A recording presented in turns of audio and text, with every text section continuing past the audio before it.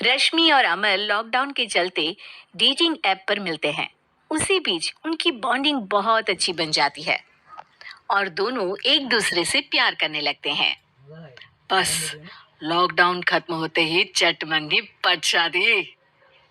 उससे पहले घर में बात तो कर लो। अरे माँ पापा कभी मना नहीं करेंगे। अमर की बात सुन रश्मि खुश हो जाती है।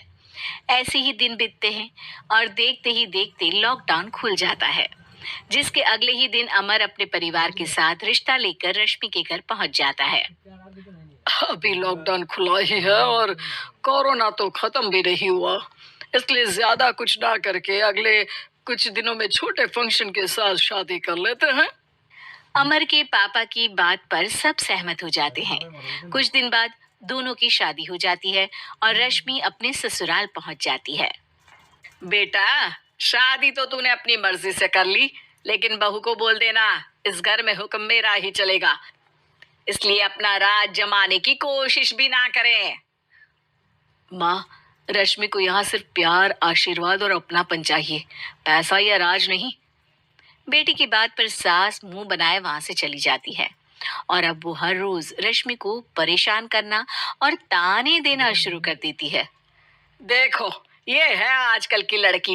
इंटरनेट पर लड़कों से बातें करते हुए इन्हें शर्म भी नहीं आती, और यहाँ तो देखो कितनी सीधी सुशील बनकर दिखा रही है। मम्मी, शादी के रिश्ते वाले इंटरनेट ऐप से जब किसी को कोई दिक्कत नहीं है, फिर डेटिंग ऐप के जरिए मिलना किस तरह गलत हो सकता है? रश्मि के डेटिंग ऐप वाली बात सुन उसकी हैरान सास तुरंत तुनक कर पूरे घर को सिर पर उठा लेती है, जिसकी आवाज सुन अमर और उसके पापा भी वहां आ जाते हैं। हाय मेरी माता, इतना बड़ा झूठ! डेटिंग ऐप को इंटरनेट के जरिए मिली है बोलकर इस कलमुही को मेरे सर ला बिठा दिया। अरे नास पिटी, तुझे जरा भी शर्म नहीं आई?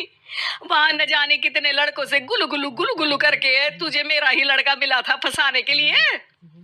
माँ, मुझे तो समझ नहीं आ रहा क्या बोले जा रही हो। डेटिंग ऐप इस्तेमाल करना कोई अपराध नहीं है, और तुम रश्मि को ऐसा कैसे बोल सकती हो? मैं भी तो था उस ऐप पर। पहले उसके लिए माँ से झूठ बोला और अब लड़ाई कर रहा है। सास और अमर की बात सुनकर रश्मि हैरान खड़ी रहती है। अमर, तुमने घर में झूठ क्यों बोला? ये सब देख रही हो ना, इसी की वजह से झूठ बोलना पड़ा। एक तरफ अमर और रश्मि की ये बात चल रही होती है, वहीं दूसरी तरफ सास का नॉन स्टॉप क्लेश सबको परेशान कर देता है। सब एकदम चुप, जो हुआ सो हुआ, अब मुझे कुछ ना सुनाई दे।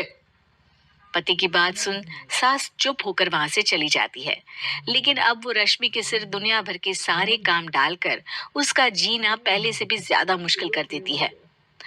मम्मी, मैं आपका गुस्सा समझ सकती हूँ। आपको जो करना है कर लीजिए, मैं कभी कुछ नहीं बोलूंगी। उम्मीद है किसी दिन तो आपका गुस्सा शांत होगा और नफरत प्यार में बदलेगी।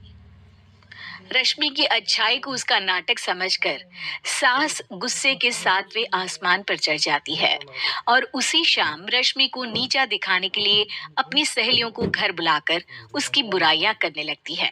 अरे कौशल्या, क्या बताऊं, आजकल के बच्चे ना बहुत एडवांस हो गए हैं। पहले रिश्ते घर परिवार वाले सब देख परख के कराते थे, और अब ये लोग खुद न जाने कहाँ कहाँ मिलकर खुद ही सब कुछ पक्का करके हमें बता देते हैं।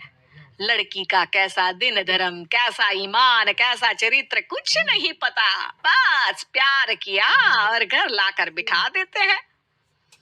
अरे ऐसा क्यों बोलती हो?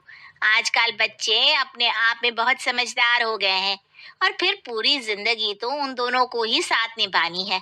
अपनी पसंद से शादी कर भी ले तो क्या दिक्कत? तू ही देख ले, पहले इतना अच्छा बेटा और अब सोने पर सुहागे जैसी सर्वगुण संपन्न बहू। और पता है, अभी कुछ दिन पहले मेरी बेटी ने मुझे डेटिंग ऐप के बारे में बताया, जहाँ लड़का लड़की अपनी पसंद से अपने आप एक दूसरे को चुन लेते हैं, और फिर अगर सब सही रहता है तो बात आगे भी बढ़ जाती है।